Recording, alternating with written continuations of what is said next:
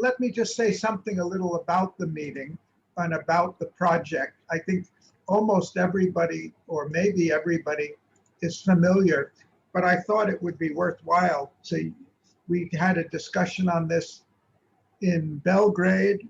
That was when Sue was there, and in November of 2019. We had a discussion at it in cyberspace in June of last year with the UN Leadership Conference. We had another session on it. Alberto led in December when Irina Bokova was there also. But I think, so we've had a lot of general discussion, but I think the goal now is how do we take this forward for real action? Oh, I see Antonio, we had a discussion on this, a very good discussion on this in Rio, in Rio in 18, yes. November 18. Yes. Right? Yeah, that's where the first time it really came together, I think. Yes. And so we're all back together now, and we've had time to think about it. So I just wanted to kind of give an overview of the concept, just so we're all on the same page, and then talk a little bit about what we hope to discuss, to accomplish in this meeting, so that on Friday we can actually come back in the second to last session and say this is not just an idea, but a project on the agenda of the Academy and the World University Consortium, and we can open up something to others and let other people in the Academy know that we're moving ahead. That's what I would hope as the output. The original idea of this course came up about 2-3 years ago, after our first meeting in Geneva in 2013. And we spent about 4 or 5 years really looking at what we meant by a new paradigm in global development. And we looked at the political and economic and social and ecological and cultural dimensions of it. We said, what are we going to do with this knowledge? Because the world is changing so fast and it's so complex. And it doesn't matter whether we're diplomats or we're business people or we're financiers or we're in civil society or we're in UN organizations or we're simply trying to be educated, informed global citizens. None of us are equipped through the conventional educational system or even through our work to really understand what this is. So what have we learned over the last 5 years? And then when we gave this proposal to the UN in Geneva for the Global Leadership Project, we said we're going to work for a year, it's more than a year now, on looking at global leadership, not just in terms of how do we prepare individuals to lead the world. There is no position as chief of the world, president of the world at all. We need leadership in the UN agencies at all levels, with people who understand what's going on. We need leadership in business. We need leadership, of course, in national governments and in parliaments. We need it in civil society. We need it everywhere. And that leadership is not, we need it in social movements, but that leadership is not just going to be a few individuals at the top. We need to understand how leadership as a process. The world is changing. It's changing and going in a lot of different directions, not all of which are aligned with each other. And part of our leadership is to see, as far as possible, to align the movements so we're working in the same direction for the same purposes, in harmony rather than at cross purposes and undermining our human security as we go forward. So this leadership is really about the process of leadership.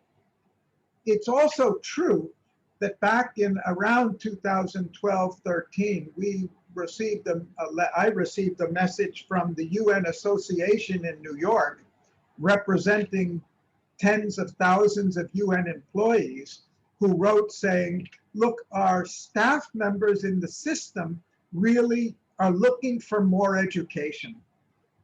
Can you offer us some program that will really better equip us to understand what's going on and to being more effective? This was at the individual level. And the truth is we did not have a program to offer them at that time. But I think one of the things that has come out of this is that this program could be an answer to their needs. It's also intended to be an answer to, say, to the UN in Geneva. We said the last step in our GL21 project, as we call it, is how do we take the knowledge that we've gotten from the consultations with about 350 experts over this on 15 working groups over the last year. How do we take that knowledge and put it in a context that we can pass it on and disseminate it to others at a level that will be useful to them, whether they're entrepreneurs or managers, executives, diplomats, or whatever they are. So that was the idea. And we, as we were developing this, as we've been working in the World University Consortium, we said, obviously, what's different, if there's anything different about this, what are the characteristics that make it different?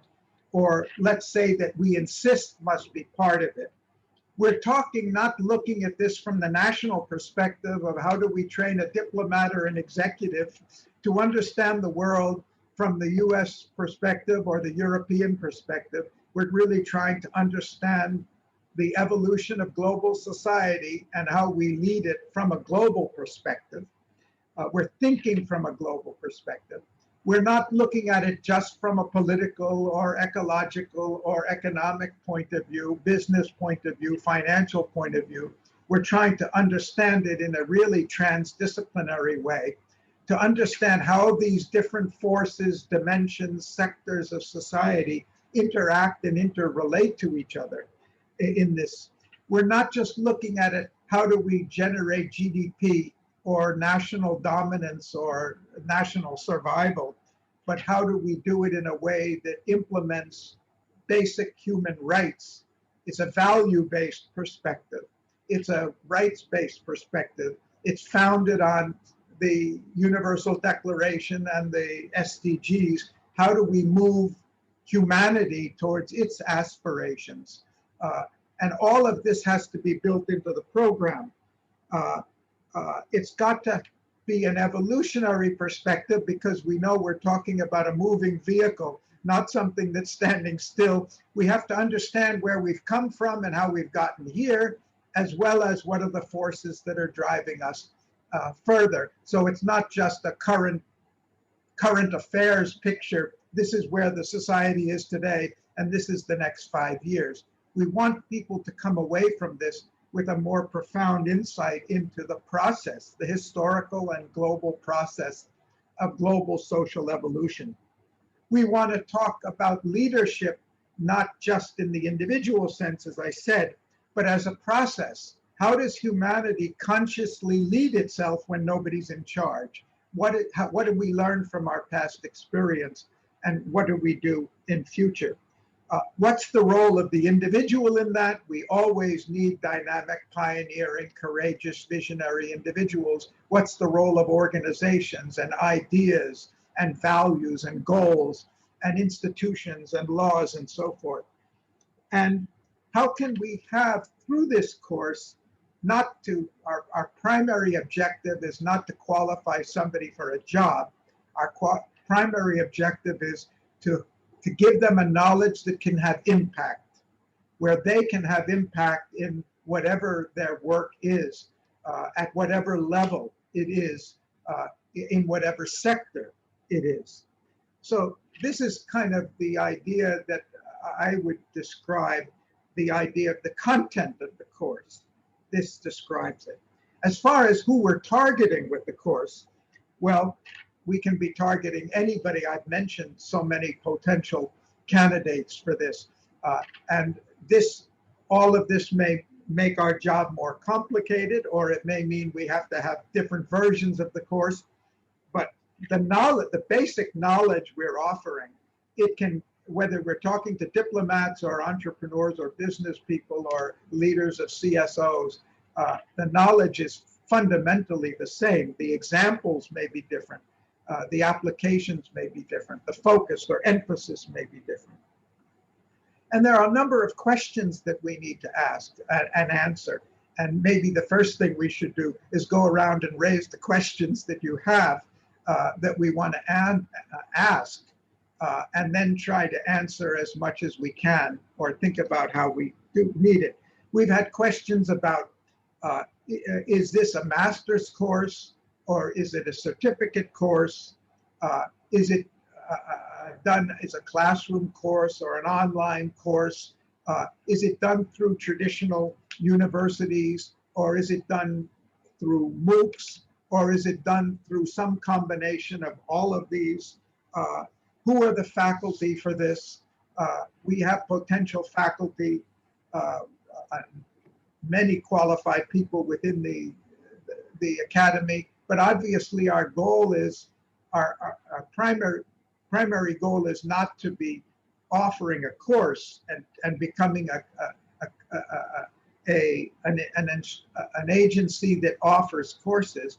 I think our goal from the beginning has been, can we develop a course and pass it on so that it's as widely disseminated in the world as possible?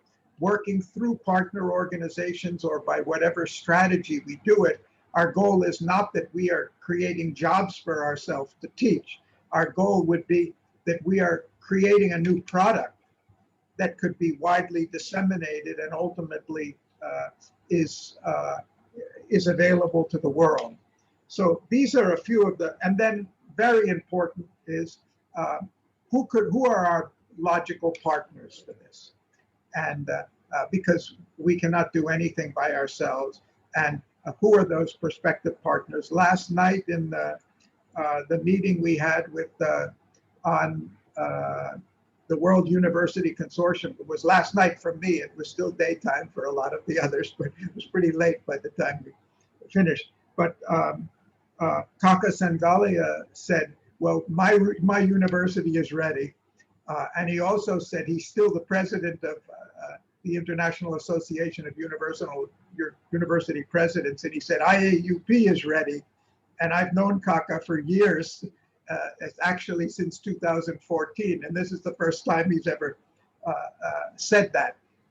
So because he's looking for something, and he sees that IAUP is looking for something, the world is in such turmoil.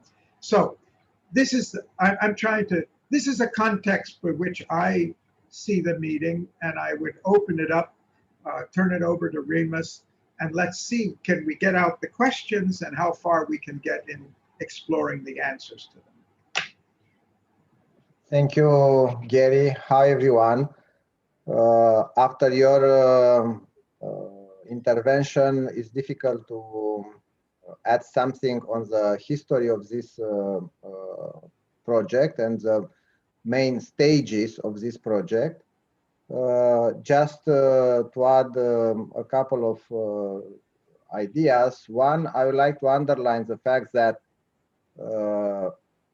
we had last year with our conference that you organized in Geneva to have United Nations together with us. It is practically a recognition of the fact that we need a new approach when we talk about leadership. This is one idea. The second, I'm an educator. I graduated teacher training program. I worked in the ministry. I'm a university professor. I used to be dean, rector. And generally, when we speak about a new topic, immediately we think at our academic curriculum, which is good. We think to implement a master program, which might be good, or invite some young people to work on a PhD. However, I think our main role in the academy and at the university consortium is to catalyze the idea of a new leadership, then to do a master program or PhD, to write books. That will be done anyway, but in a different time framework. And United Nations will not wait now for 5 PhD candidates to finish their programs. They would be happy to have a partners that will help them to give an answer today. And for this reason, probably we have to set our objectives and our discussion today to be in this way. Okay, what can we do on very short term? What can we do at the level of universities? What can we do at the level of different international organizations? How can we work with other institutions that should have in their official mandate this responsibility? I'm not saying they are not doing the job. I'm saying maybe we can collaborate with them and together to push forward the topic. I'll give you some examples. United Nations University. European Union has a lot of specialized institutions on idea of governance, on leadership, on management. For example, in Florence, there is an institute on governance, so we can interact with them. They work by themselves to try to put together a new college called Governance College. And if we go to Asia, if we go to Africa, if we go to United States or Latin America, we'll find people asking exactly the same questions. So that will be a layer of work that we can have good results quite in a short term, because we build on our achievements, on their achievements. And also we discussed yesterday, I think, Garry, and I'll conclude here, we should have a product that you said to put together our vision on the possible new class, new course on leadership, global leadership, but also we are not intending to become providers of such classes, but as a rector of my university, National University of Political Studies and Public Administration in Bucharest. If I don't implement this class in my university, that means I don't consider important. How you can believe me when I preach about something like this, but I don't have it? So this could be another layer. And even so, I said it's the last point. The fourth point, I just read before attending this session, a discussion in Brussels about common curriculum across Europe on different topics. So that might be also a very deep layer of moving things. When you put this concept of global leadership in a kind of model curriculum, that will be an achievement, and is not necessary by World Academy of Art and Science, because we don't have countries and ministers of education under us, but together with the European Commission, together with United Nations University, together with other entities, we can provide a kind of model curriculum for such a project. I'll stop here, and Alberto, please. Thank you. I fully agree with you, Remus and Garry. Actually, Garry, it's more years that we've been talking about this project. Remember, we started in Dubrovnik when we started the first, online and on presence. At any rate, I agree everything that you have said, Garry and Remus. I just want to put up what I think we should not do.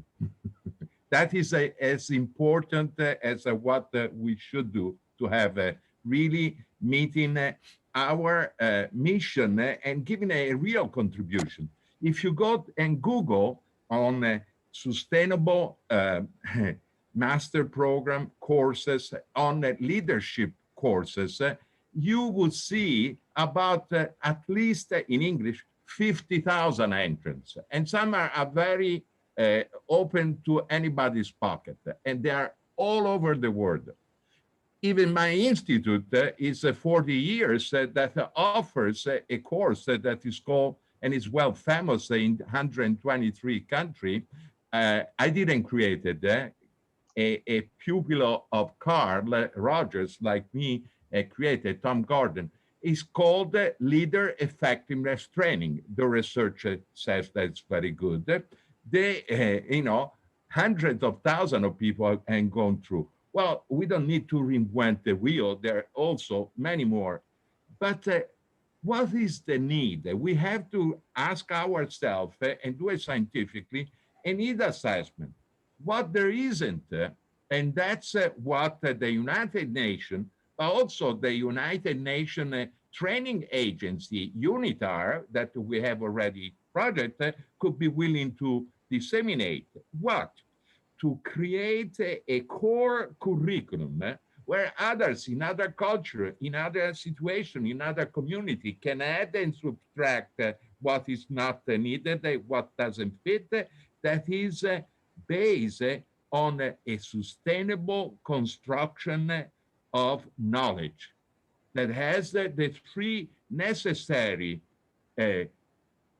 legs. Otherwise, it's a stool that doesn't stand up. To know, to do, to apply the knowledge, but also to be. To be sustainable today is very important in terms of our relation to ourselves, to others, and to the world in terms of the living things on this planet. We need to apply scientifically validated pedagogy.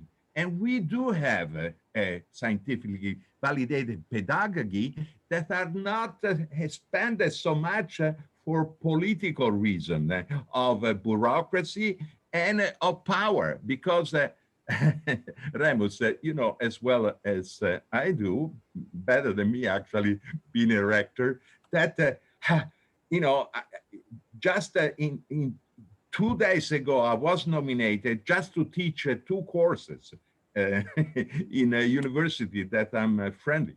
And I have 7 paper to fill up that I needed the help of my secretary just to teach for 2 courses. The bureaucracy is so stifling that, we do something and it's already obsolete at the time that we have the approval. So I think we should have short courses, medium courses, like, course number 1, 2, 3, and then people can assemble it, and then they would develop, having what is working, what has to be improved in a master program, but not to wait.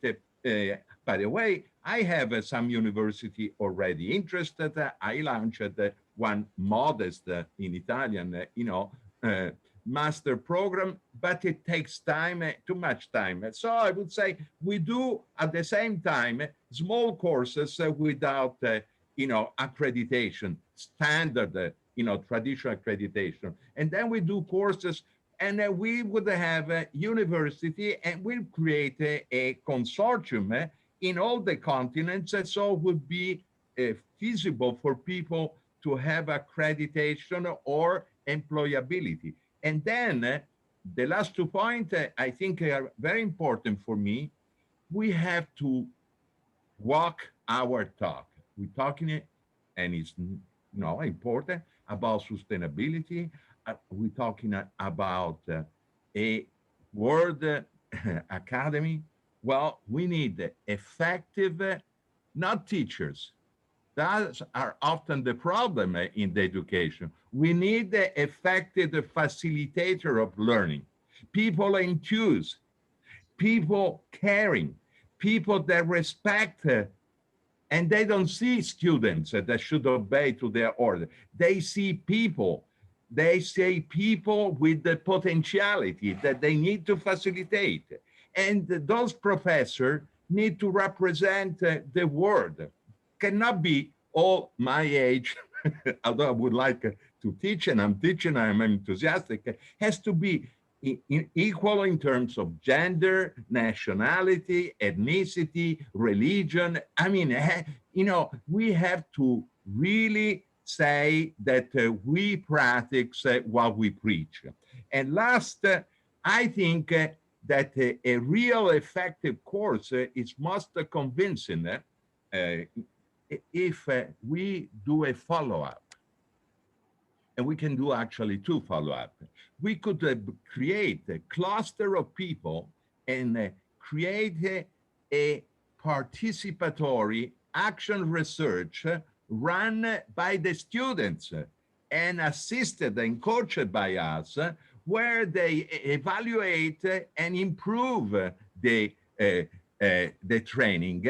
And also they suggest you know, to all professors, what are, like we do the last 40 years.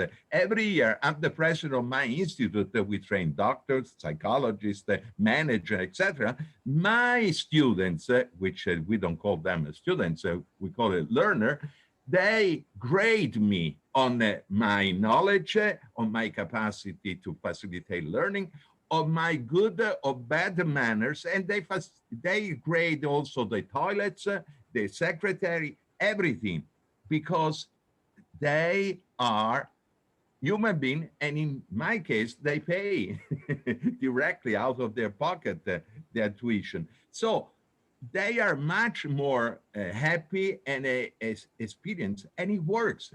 But we have a lot of problems to have a more in the university, because it touches power. It touches and it's more democratic.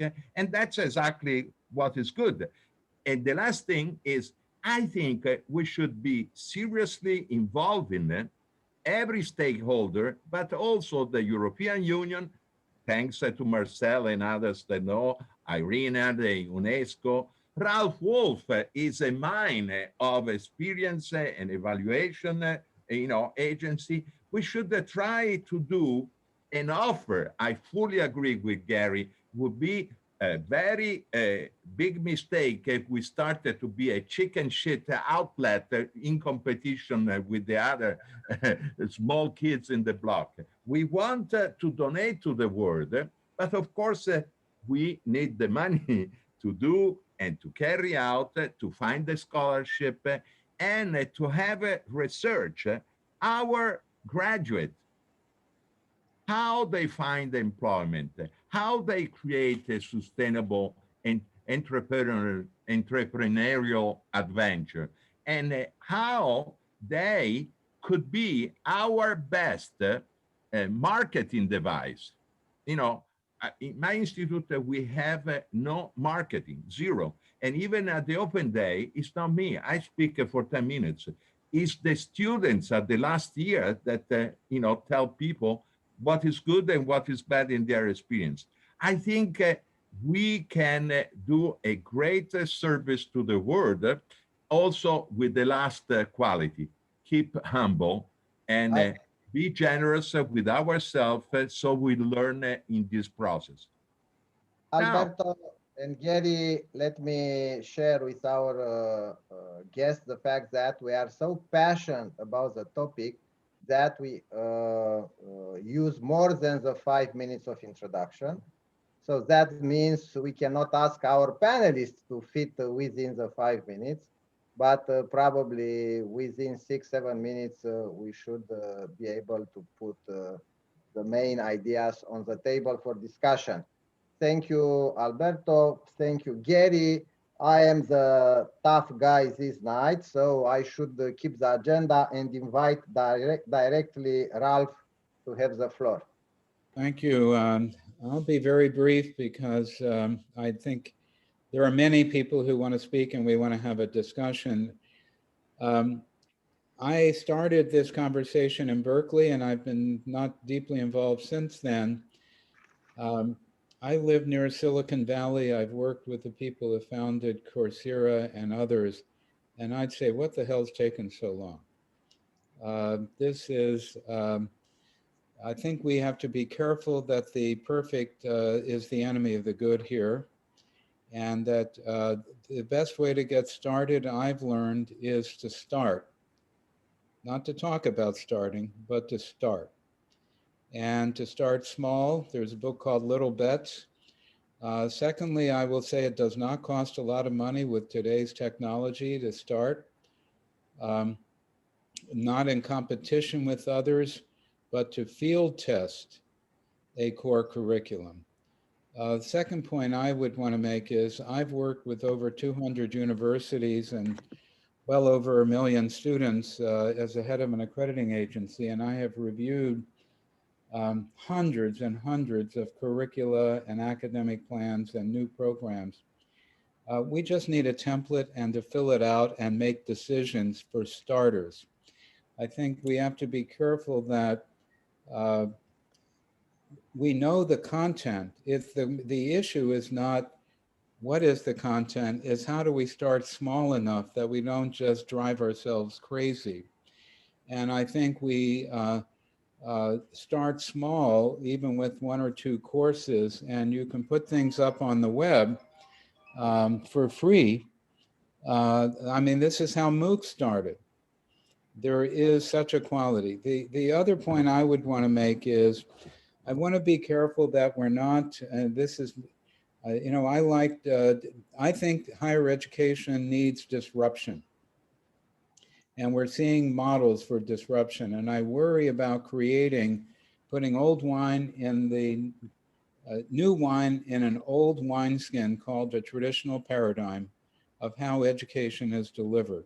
We have to redefine what is the quality outcome? What is the quality? It's not just the content, but is the pedagogy current? Is it active learning? Is there mentoring? I mean, I could go on and on. I would just also have to say equity and equitable outcomes. There are so many, higher education has been the province of the elite, and leadership today, this is not just content, but are we delivering something that's equitably available to anyone? And I think we can do that with little money, with small starts, and University of the People, I don't know how many of you have heard that, well over 20,000 students, but everyone volunteered their time to teach, getting accredited now, been accredited by a national agency, now by my former agency at WAAS for recognition. And I would just add employability. Alberto, you raised that. We have to decide. We could make no decision, put it out there and say, let anyone come, put things on the web and see who comes. That's the way MOOC started. Or we can say, work with the UN and try to reskill and upskill and create a new paradigm. It doesn't stop us from doing anything. I just would like to begin and learn, because to think that knowledge is solid or it has to be iterative. That's the whole new paradigm of learning. And so we have to be an iterative model of learning what we're doing. And the final thing I will just say, keep well within my 5 minutes, is there are many new models out there, not just Coursera. There's a subscription model. You pay $99 a month and you have access to hundreds of courses. There are things called masterclass, where there are people who are developing their own courses because of their desire, which is what we could do. And you can take them, and now they are working to build credit acceptance at universities. A straighter line, I could think of dozens of these of new models. But what the technology has provided us is to deinstitutionalize learning. And I think we have to really be careful about thinking that learning occurs only in institutions and that our model has to be institution-based. I think it can be both and, institution-based and well beyond it. And finally, I just want to say technology should be our friend, our ally, not something we worry about. It's not only about the pivot that everyone's made to distance learning can show initially it was badly done, but it can be very well done with synchronous and asynchronous learning. And that this changes the pedagogy and it changes the role, our role, to being mentors, coaches, and developing deep inquiry, not just delivering lectures. In fact, the worst use of technology is to just put lectures up. That can be done elsewhere, but also it's to move on not only to person-centered education, but to personalized education, and through AI and the like. And I would just say that we should see how not only make sure that we address technology in the content of the curriculum, its good and its ugly side, and the disinformation and deep fakes and all of that, but how do we use technology to support iterative learning and to be more equitable and to be at the cutting edge. So I just will end by saying, I am one who is eager to just start and to just say, let's declare this is where we will begin.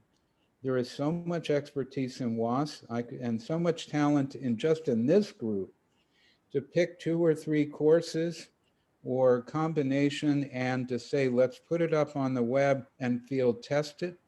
But to offer anyone a curriculum without it's being offered and without demonstrating its impact doesn't fit today's, I think today's strategy of demonstrating why anyone should adopt it.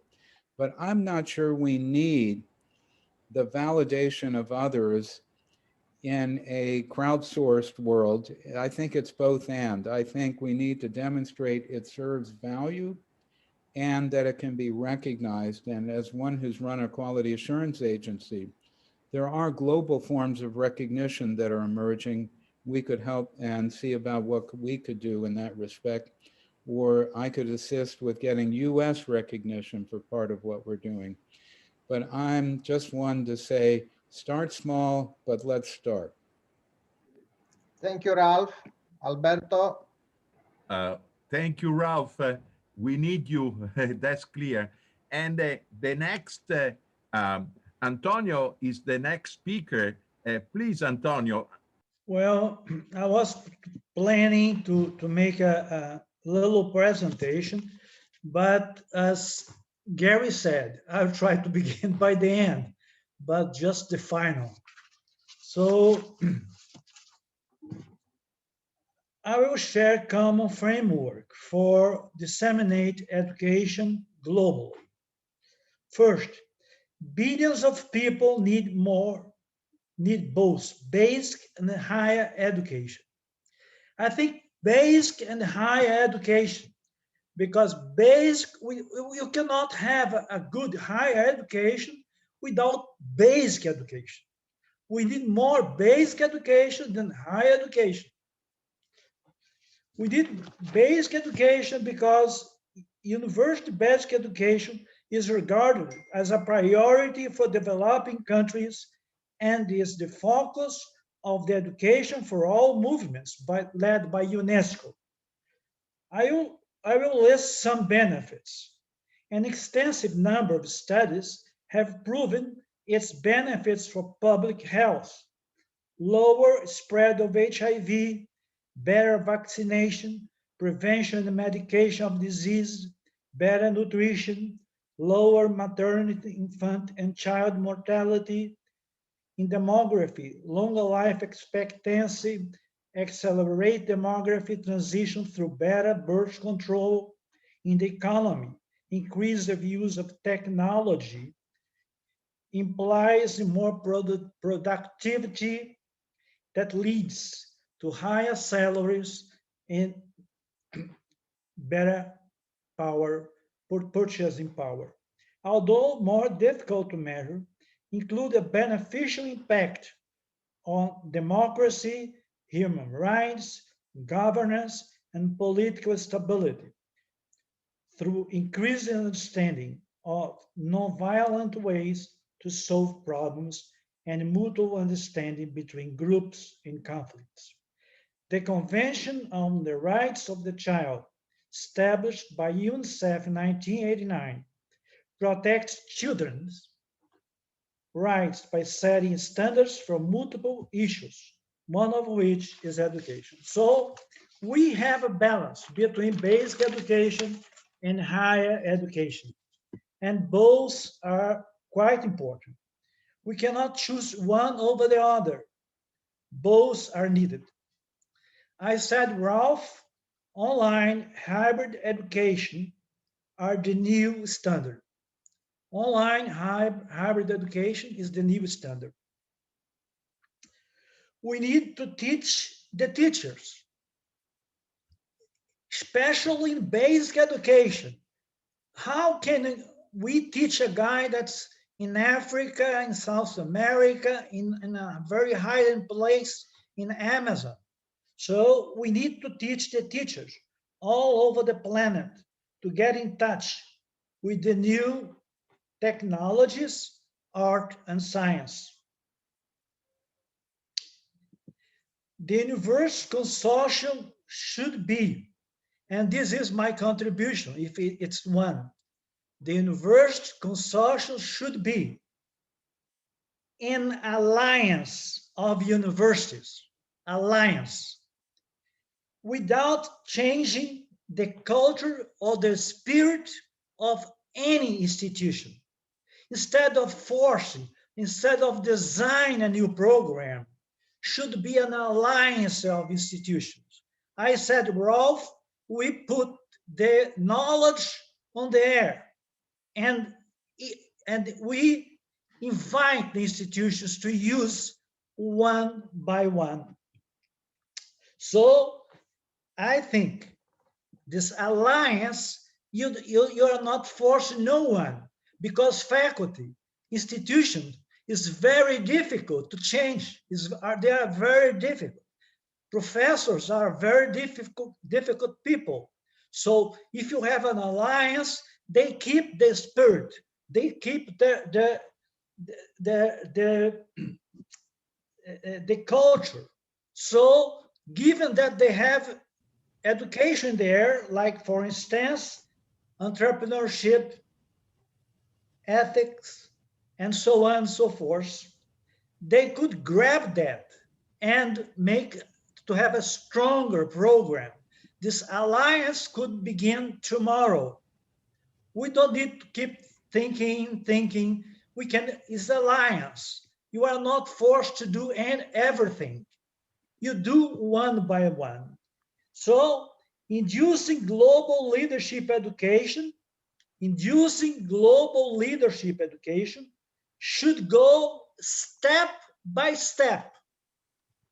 Introducing global leadership education should go step by step. Example, Professor Rolf has a new program about entrepreneurship. Puts on there, and we invite the institutions to use it free. And who is going to give this? Our schools. The consortium will give the lectures. They are in the air, so they can use or not. So invite them to use. And this will be free, okay?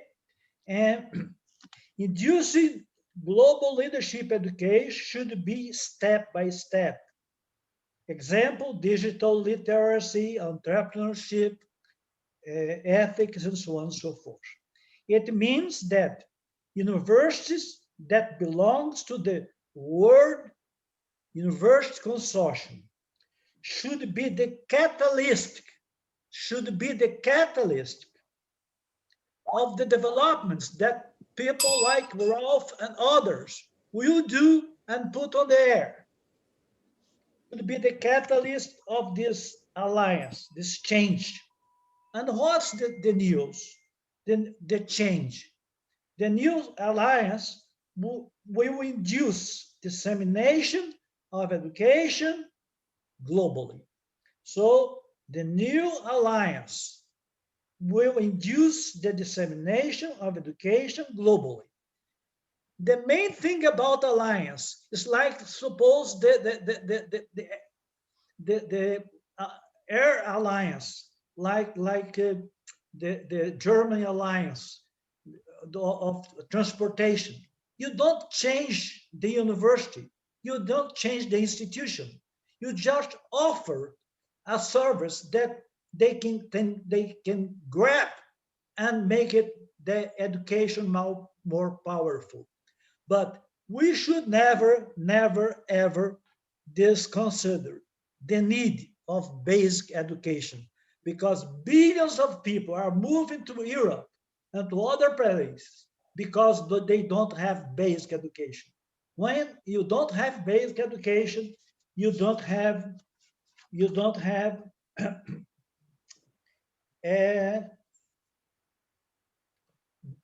public health, you don't have new jobs, your economy is weak, the demography is strange because you have more and more and more poor people.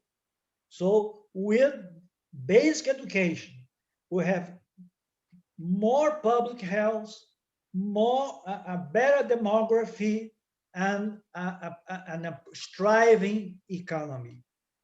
Thank you. Thank you, Antonio, for underlining so many important points, and especially we need to retool teachers training and create an alliance. We are defining ourselves a network of networks, so it sounds feasible. Remus, you have to introduce the next speaker. Yes, I will introduce Sue and kindly ask Sue to have the floor. But Garry encouraged us to interact, to have a vivid discussion. And I would like to say I agree with what was said till now, except the fact that professors are difficult people. I am not agreeing with this because I am not a difficult people and I am a professor. And the second aspect, in fact, you said basic education, to have a coherent policy on education.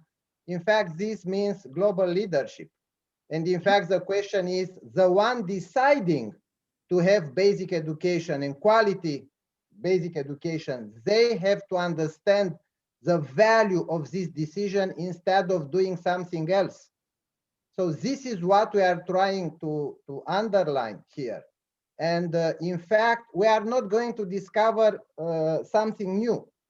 I don't want to give any specific examples from different leaders around the world who just came saying, I don't believe the 5,000 scientists working on a topic.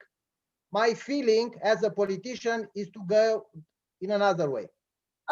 So this is the kind of responsibility of leaders. The leader is not the smartest. The leader is one being able to get the correct decision based on a very large discussion and public dialogue. So this is my vision. So Sue, how we do our leaders of today and tomorrow to be sensitive to the very powerful voice of facts and figures. Remus, thank you so much. And I want to build on what both Alberto and Antonio talked about, as well as you, in terms of the fact that this is something that we've studied leadership for a long time. I would agree with you. I think we have the core principles behind it, but I'm going to take Paul's tack to say, well, maybe we ought to think about something that's new. What are some new things that are happening in leadership today? Because leadership's, ideas have evolved over time. Where are we today? And maybe we want to make sure that we include that. Then I want to talk a little bit about what Antonio said. He's exactly right. And the institution that I lead is full of students like this. He said there's billions and billions of people across this world who are uneducated. They need to be moving themselves up in the socioeconomic ladder so that they can have better health, better income. And it may well be that what they're being exposed to isn't allowing them to do that. So I would take the tack that Paul did was maybe whatever we create, and it should be a consortium because it needs to have a global perspective to it, is something that is available to everyone in an easy way. Whether I'm in Kenya or whether I'm in Tasmania or whether I'm in Brazil, no matter. It is the rural places, not only here in the United States, but across the world, that are in most need, in my mind, of what leadership means. And it is those town leaders. It is the people who run the small businesses, the mid-sized businesses, who I think would benefit from it. So whatever we create, I think needs to be targeted not only for people who are interested in getting a degree, that's important, but how about all those billions and billions who don't have the opportunity for this? And maybe it's a non-credit, maybe it's a MOOC. You know, one of the schools I work with is a small girls' school in India. You know, they were so thrilled when they got 10 computers, but those 10 computers connected them with the world in a way that suddenly opened up the world to them. I want to think about that across the world and how we could make use of something like that. So that would be my piece. The other piece that I think is critically important is that whatever we create must have a global perspective. What does leadership look like in the United States? What does it look like in China? What does it look like in India? What does it look like in the European Union? Because some of the basic frameworks may be a tad bit different, and we need to be sensitive to that. So I guess it would be the sort of the cultural sensitivity to understanding, you know, when you do leadership, what does that look like? And that we're respectful of and celebrate the strengths of each of the various countries that bring their various leadership styles to play. So that's my small piece. Again, it's taken from the perspective that at the end of the day, we need to figure out a way to help educate people who don't get that opportunity.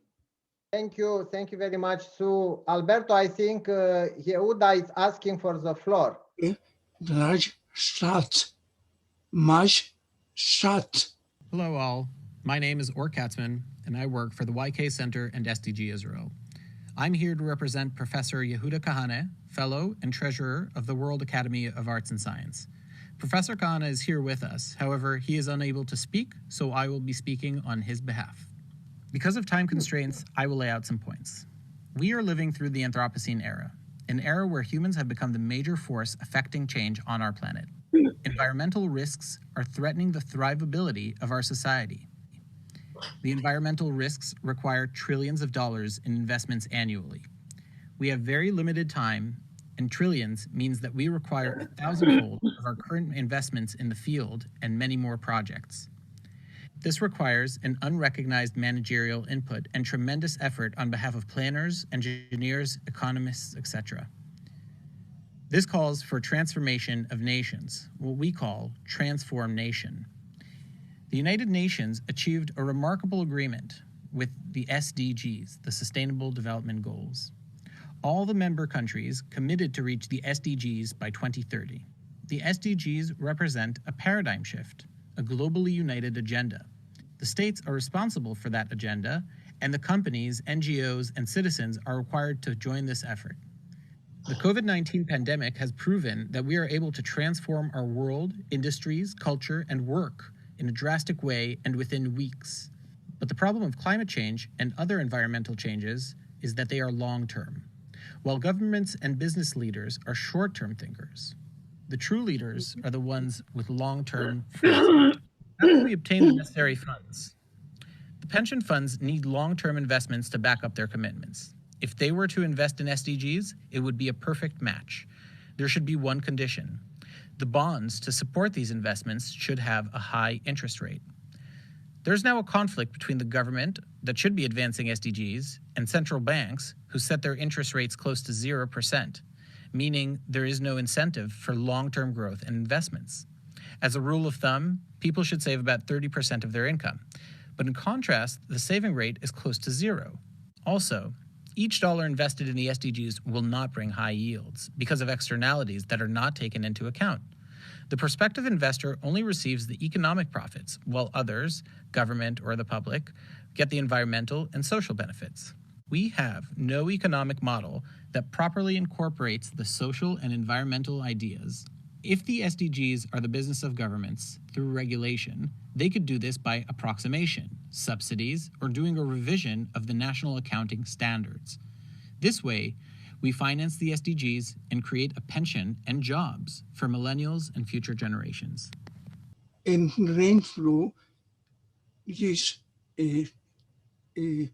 my volume job in the country in the chat.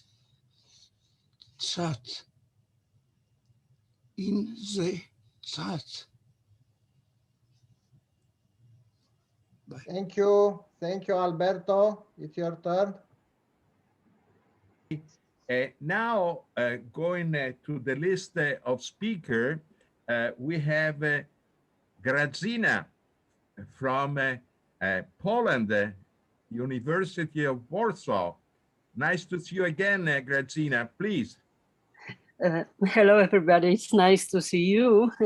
And this is not the easy way to speak after such excellent representatives of different sciences. I'm actually working at the Warsaw School of Economics. It's not the part of the Warsaw University, but I'm deeply engaged in the leadership education, and my adventure with this type of education started with a collaborative project with University of Minnesota when we started the executive MBA education in Poland. That absolutely was not prepared for this type of the project. So it was a very innovative initiative that brought a lot of benefits, but also I learned that we cannot just work on one standardized program that will fit to the needs to all of the potential users of this program. But of course, we have to understand that if we are speaking about leaders, and in my opinion, the leaders are those who have the followers. So the followers will bring the real value to the whole effort and to the virtue of the academy. And I am very happy that we agreed on the numerous circumstances that this program will be eventually developed jointly within the WAAS structure. And we agreed on the unprecedented scale, scope, and pace of change that is causing a lot of problems related to their complexity, to the level of uncertainty, level of ambiguity that is something different from uncertainty. And thus, from the management point of view, and this is my perspective, it creates so-called wicked problems. That there is no simple solution to those problems, and any standardized education cannot help us with. So there are some components that we have to take into account that this time, and strengthened by the pandemic, this is not the ordinary disruption, as somebody already pointed out, which could be managed with traditional bottom-up or top-down activities. Of course, both of them can be used, but this is not the type of situation that could be solved in the traditional and well-known way. So we really need a strategic approach on the global scale with a proper diagnosing and well-calibrated responses to those challenges that we actually define. So there is a lot of institutions that do such a work for us to define the challenges. So my conclusion from this observation, what happens around us in the world, is that to respond to these challenges, we have to learn faster than the pace of those changes. It will be extremely difficult because we don't have too much time to learn the best practices and to try to implement them and then to wait for results. There is no such a situation. Because this situation, like this disruption creates, it requires breaking some rules and beliefs but main issue is how to overcome the inertia of leading institutions of all levels and how to properly address the common goal that is sustainability. For us, sustainability is absolutely evident priority. But when I'm teaching at the post-diploma programs and when I'm teaching students sustainable development or corporate social responsibility, believe me, not too many people really understand the whole content of this box that is called sustainability. Some of them think, okay, we have to take care about the environment and it's our side effect, so we are responsible in a way. But hardly anybody puts all these three areas of activity into one box and tries to find the interfaces and tries to find the one solution. So what we really need is the global leaders who will be able to achieve this sustainability through well-designed actions and on adequate scale.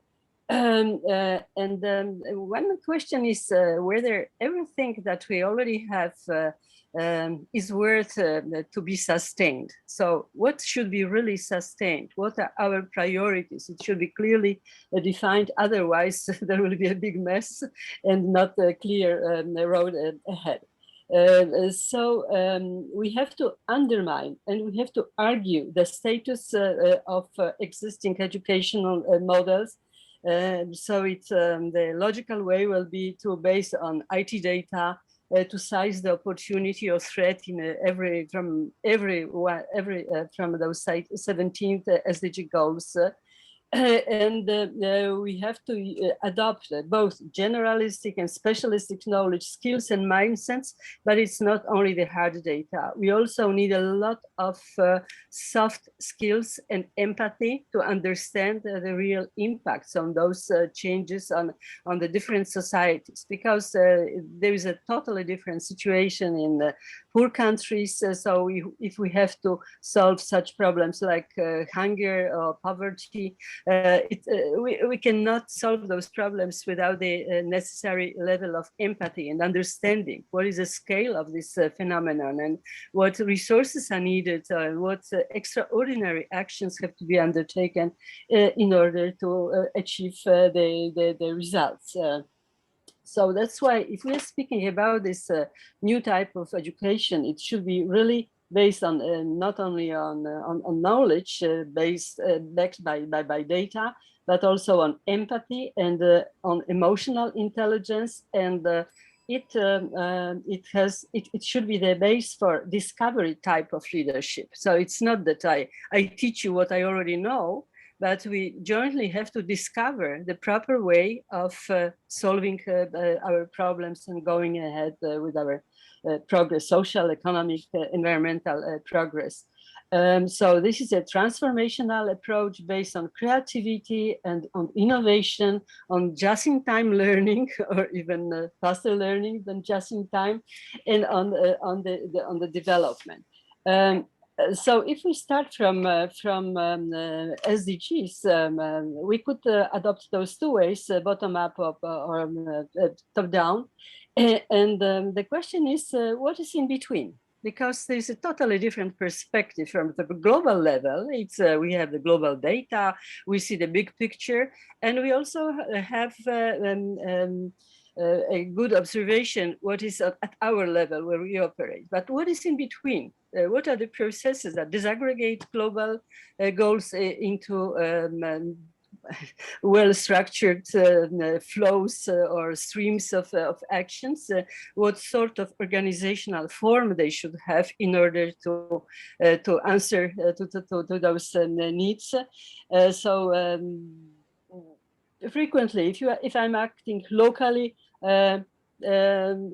it's not my role to think about the big world. The global players, they don't count to think about the specificity of situations that are really representing the whole diversity of potentials. So, the global leadership education, in my opinion, requires the ability to diagnose the need for change to stop adverse impacts on sustainability. So it's the diagnosis that is a key issue. Then the ability to identify the gap.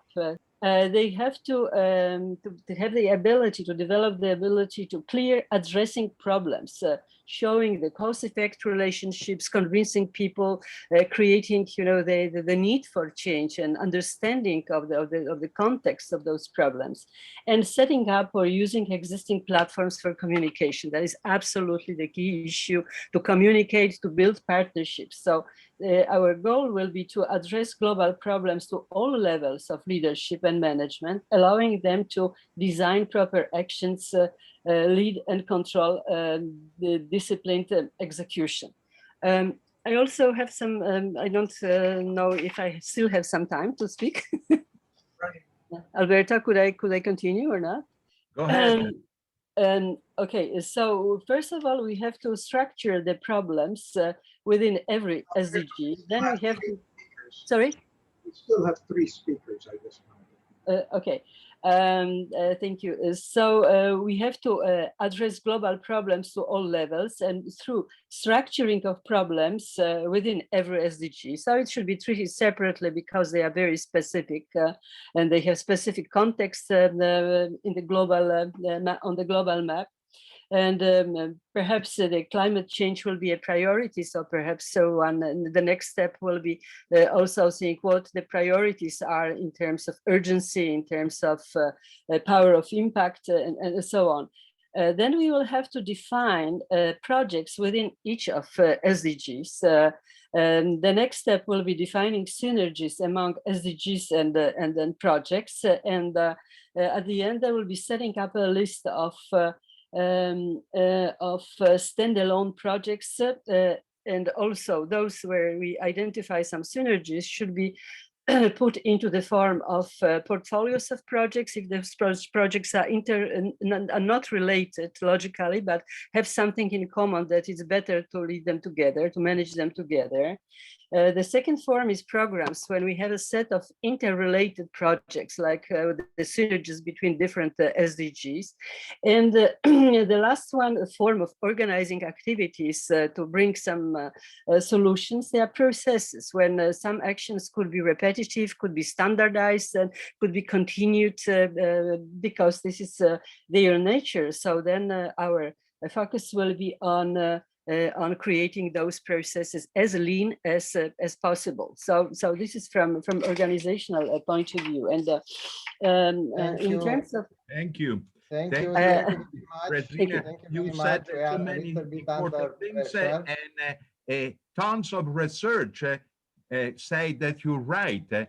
Effective leaders are able to speak effectively, but even more to listen effectively, which means not only open your ears, but also your heart. Thank you very much.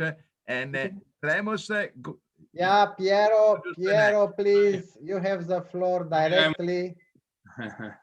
No, I have a lot of the idea, and I really hope projects to share with you. So I try to go fast. Global leadership education needs not only, in my opinion, complexity education with a systemic vision and approach. So we need to educate to see objects as systems, and I hope that we have future occasion to discuss this. But before sharing some proposals, for example, constitution of work and research groups, establishment of an international master course involving WAAS, various university departments and research center, or establishment of interdisciplinarity and innovative specialization course in complexity science, for example. I'd like to start from some strong idea. Education is citizenship, education is democracy, and democracy is complexity. And I would like to share some reflection and critical issue. It is evident that we must define different objectives and at different levels and of action that must take into consideration the historical and social context and the time frame to carry out these projects. There are many resistances, as you know, in the academic institutions. But as I mentioned, we have to overcome many problems and resistance. So we are forced to have a systemic and radical approach. It is necessary to create international cooperation agreements. But as I told you, we have a lot of resistance. We have to work a lot and to think to long period to create the conditions for a truly multidisciplinary and interdisciplinary approach, which concretely practices and not only simulates it.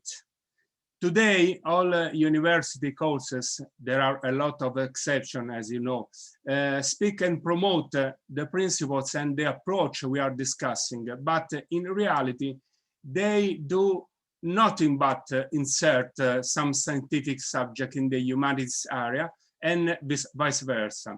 This is something very different. At the level of scientific research, there are countries in which scientific research and publications in disciplinary sectors other than their own are not even considered for the academic career. I think that this is a very, very big problem.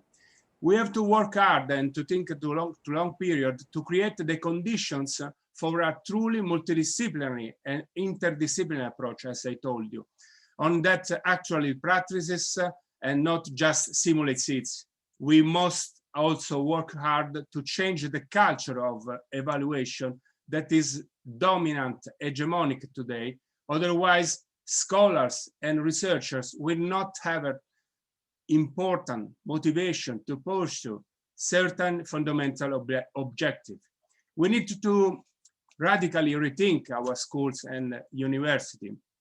There are a lot of affinities with our the others' proposals, thinking of them as a single ecosystem, because it is from the university that our teachers and our researchers are generated.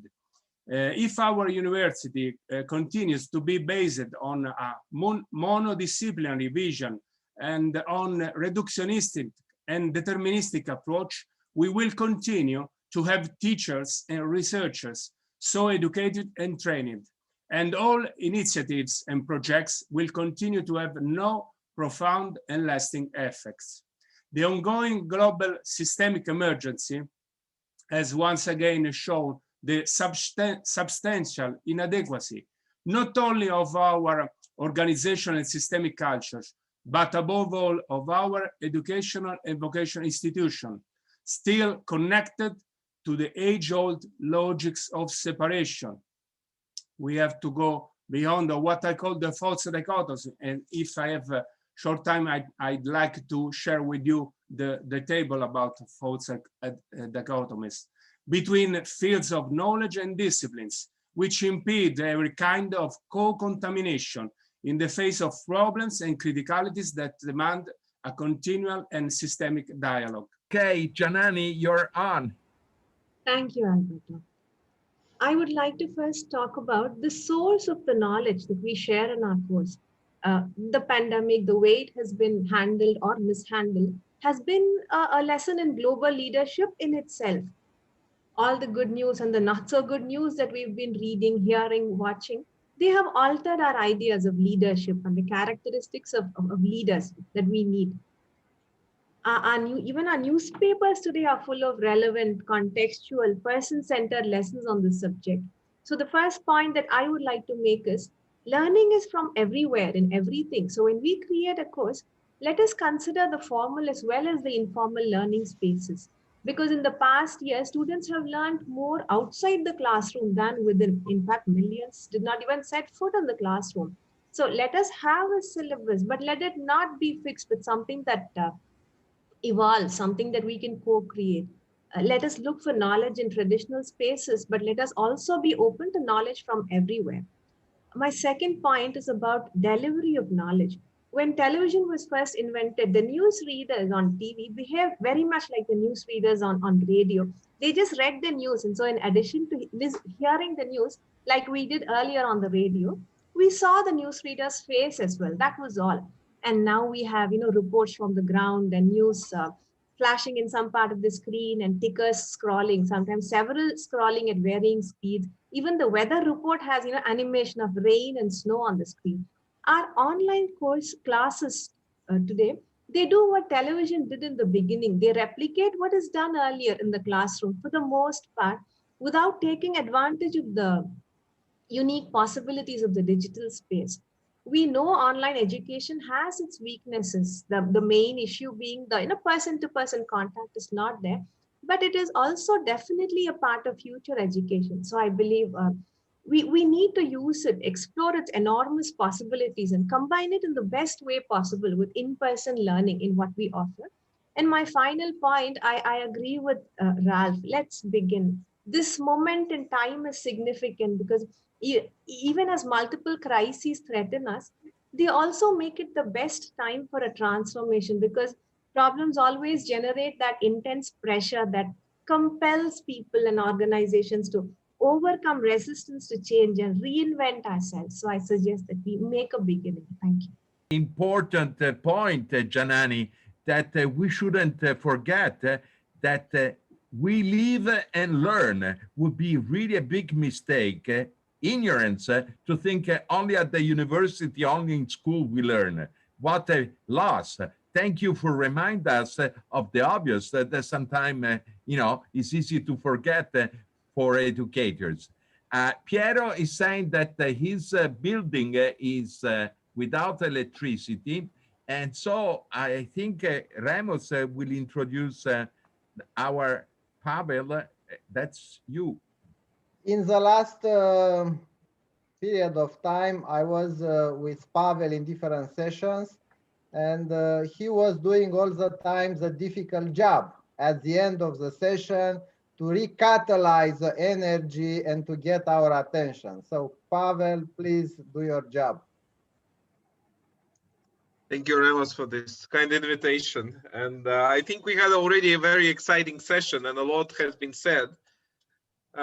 So let me try to recapitalize a little bit by first of all asking, of course we need, I want to actually bring attention to the point that Garry made in the beginning, is how to make this practical and where the unique contribution of this particular course is going to land. So first of all, I think a lot of discussants mentioned that there are already many good examples of leadership courses, of entrepreneurship courses, and probably there is no point in repeating those. There has to be that additional layer that can be added. And we can think from two perspectives. One of them, of course, is a different type of curriculum that will really highlight global challenges, global problems, world dynamics, scientific worldview. This is really needed. But I think we also have to look at what is really emerging from the perspective of the leadership model itself. And one of the strongest recent trends that I think is very interesting for us to consider and integrate in this course, and where I think where its value added will be created, is this idea that Nora Bateson discusses as liminal leadership.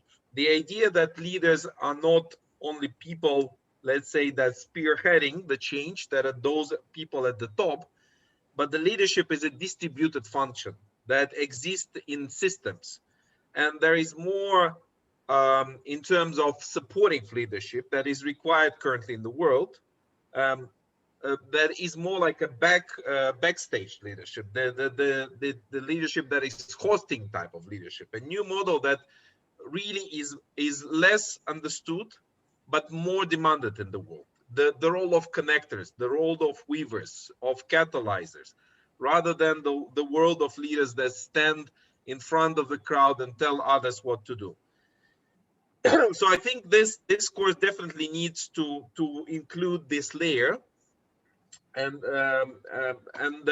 one more thing, that when we talk about leadership, it's not an intellectual, it's not the intellectual perspective that is most important in training leadership. What is much more important is actually to create an experience and to see it from the perspective of a journey rather than, let's say, a one-off interaction.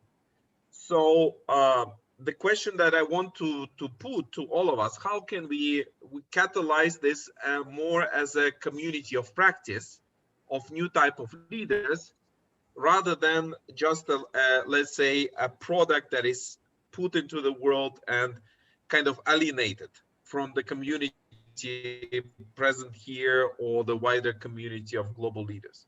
It's more important to start integrating and reconnecting these diverse groups that hold, let's say, elements of the puzzle for addressing global challenges. And so to create such a lifelong learning journey, something that also Piero was touching upon, it has to be an ecosystem of learning experiences and courses, essentially. So one of the roles of World Academy and of the World University Consortium could be in actually organizing a process of federating and curating different types of learning journeys within, which can allow for, let's say, diverse pathways to create this leadership capacity. And also possibly not only these journeys should not only include, let's say, the classical educational component, but some kind of experiential component. So if we think about how these learning journeys need to be organized, this definitely will require some kind of new model of assessment that can support a trajectory that really becomes a lifelong learning trajectory for leaders. Last but not least, I think a lot of ideas have been mentioned about focusing on education as a space where a lot of change is catalyzed, and really the demand of new leadership within education.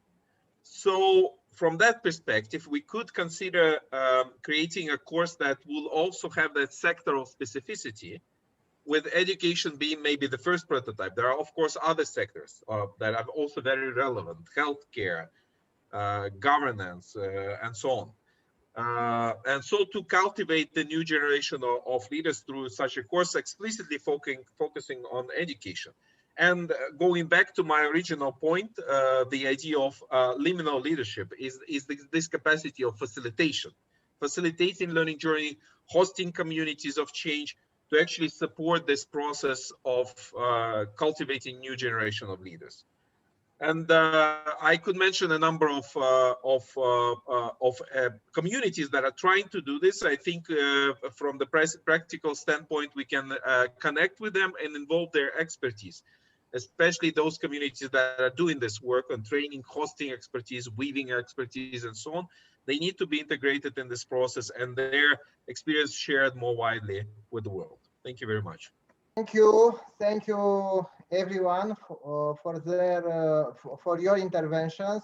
We have still 3 minutes, so I will kindly ask Alberto to use 1 minute. I used already a couple of minutes sharing with you some of my concerns, ideas, dilemmas. So Alberto, 1 minute. Okay, and 1 Garry. minute to say, Pavel, I like very much your points, especially the need to create a federation of learning community, because as Sue Henderson said, we need to do it in the 5 continents and to all kinds of people. And each learning community can be connected with everybody else.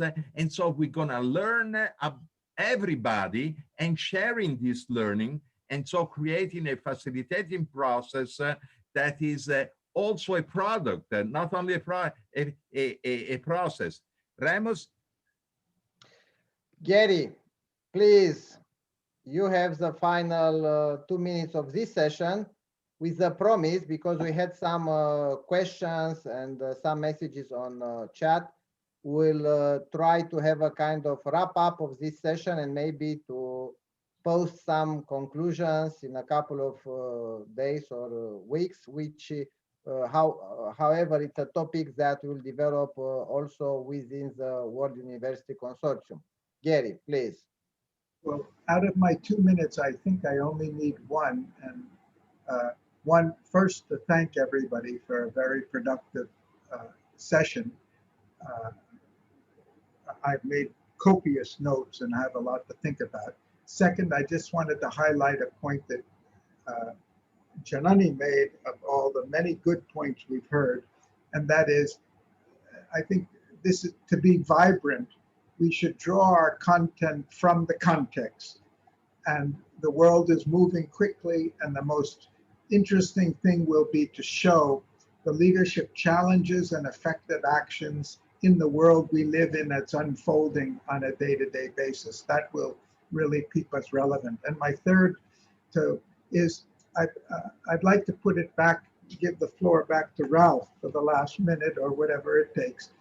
Ralph, you've heard a lot from us and we've been going in different directions, all of which have a validity within a wider place. But I'd like to go back to your first point is let's start.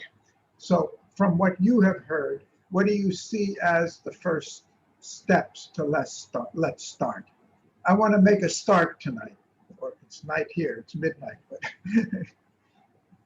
This may require a vote, certainly not my own, because you all, I think the issue is, I want to go back to not having the perfect drive out the good. And I would have to say, I associate myself with so many comments. My view would be to, it's to do a both and, is to say, yes, we can work on affiliations, but I don't think we should stop there. I think personally, I would support taking 2 or 3 courses.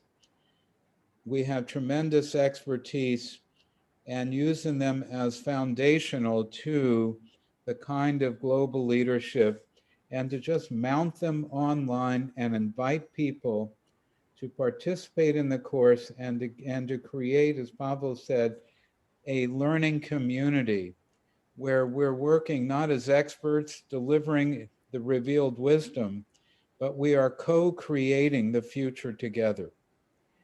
And I think that's the main point, that our expertise has gotten us this far, but it has not solved the problems. The expertise is only foundational to co-creation. And we need global co-creation. And I would just say, pick 3 courses, create a mini certificate created by WAAS, and to say that and to get feedback. I mean, it could be 5 courses, but I mean, and volunteer to teach them. I don't know that it would take that much money to do it on Zoom, just as we're doing here. But I would agree, I just want to associate with what Janani said. Informal learning is equally as important. It just can't be one-way communication. We have to build networks. That's what the community is for. And I would also just add the word mentoring. The tremendous capacity of everyone here could be mentors for the future leaders. And that we ought to create a mentoring, that part of the curriculum would be the opportunity for mentoring, even virtual internships or opportunities to apply. So, and I would say that we could do this in collaboration with other institutions to create a project together. But those are just my ideas. There are so many wonderful ideas here. I have to say, I agree with everyone, but I want to get started, and I would like to get started small and not rely on anyone else's approval. If there's one thing I've learned from disruptors and 20-somethings, is they don't know the word no. They just do it. And I would just say, let's just try something and we'll learn from it, and we'll model the learning that comes from accumulative expertise, but not get stuck in that expertise. I'll stop. thank you. I see Piero is back with more electricity. Piero the second. I'm so sorry, but there was a general blackout. But I really hope that we can share in the future our ideas and project. So I have to go to the proposals.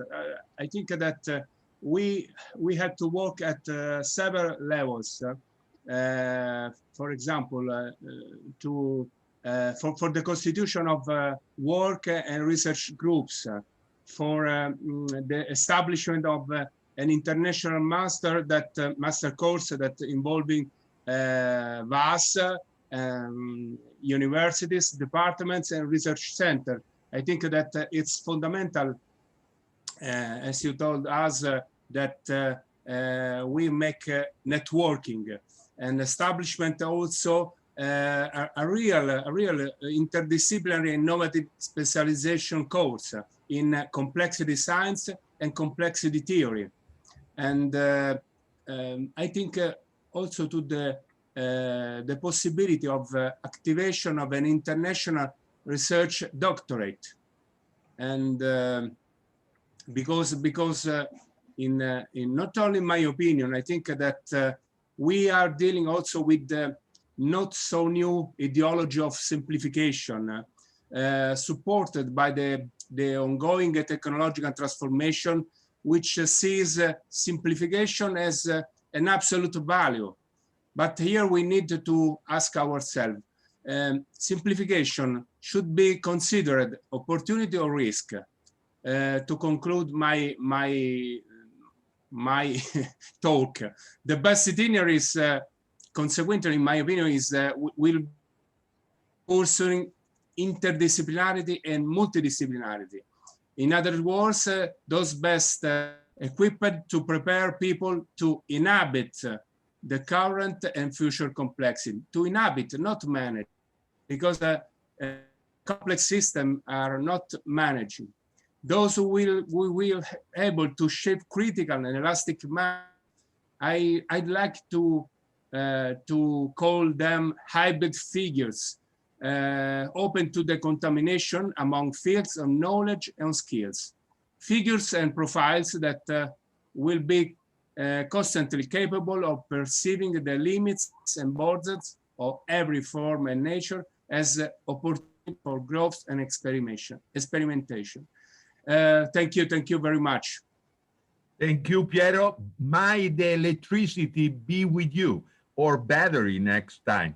Yeah, thank you once again to everyone. I will take the words of Garry when he made his introduction, considering this more a working group than a session in a conference. So if this is a working group meets regularly. So don't be surprised if we send you an email saying, please participate to the next meeting of our working group with some more concrete elements on the table, even with the small things that Ralph said we should start immediately. So if we have your approval, we'll do this way. Thank you, everyone.